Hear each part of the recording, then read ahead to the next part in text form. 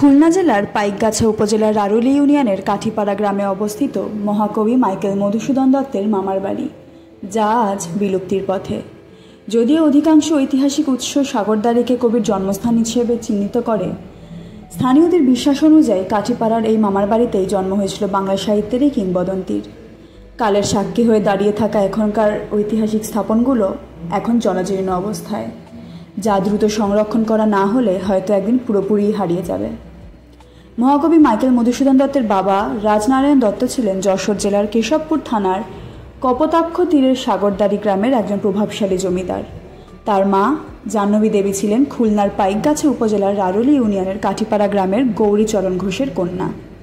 কবির মামার নাম ছিল বংশীলাল ঘোষ। এই সূত্র ধরেই কাঠিপাড়ার সাথে মধুসূদনের নিবিড় পারিবারিক সম্পর্ক গড়ে ওঠে।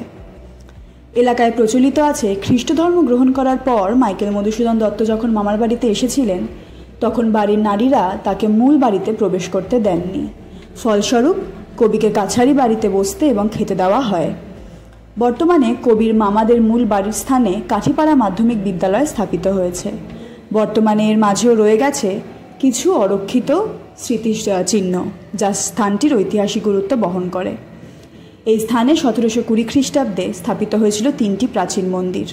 এর মধ্যে একটি হলো দোল মন্দির, যার উচ্চতা সবচেয়ে উঁচু। মাঝে রয়েছে শিব মন্দির এবং তার ঠিক পরেই রয়েছে চণ্ডী মন্দির। একসময় এই মন্দিরগুলো কাঠিপাড়ার গৌরব ছিল, কিন্তু বর্তমানে সংরক্ষণের অভাবে এগুলোর অবস্থা অত্যন্ত করুণ।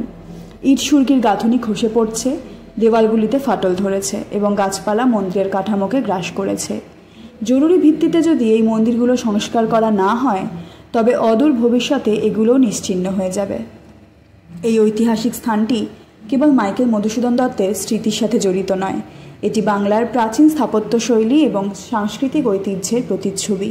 এই মন্দিরগুলোর সংরক্ষণ কেবল একটি স্থাপন রক্ষা নয়, বরং আমাদের ইতিহাস ও ঐতিহ্যের প্রতি সম্মান প্রদর্শন। সরকার এবং স্থানীয় প্রশাসনের পাশাপাশি সাধারণ মানুষের উচিত এই অমূল্য সম্পদ রক্ষায় এগিয়ে আসা। আজকে হিন্দু বার্তায় ছিল এটিই আমাদের প্রতিবেদন। কেমন লাগলো সেটা অবশ্যই আমাদেরকে জানাবেন এবং এরকম আরও ভিডিও পাওয়ার জন্য অবশ্যই নজর রাখতে হবে ট্রাভেল নিউজ বাংলার পর্দায়।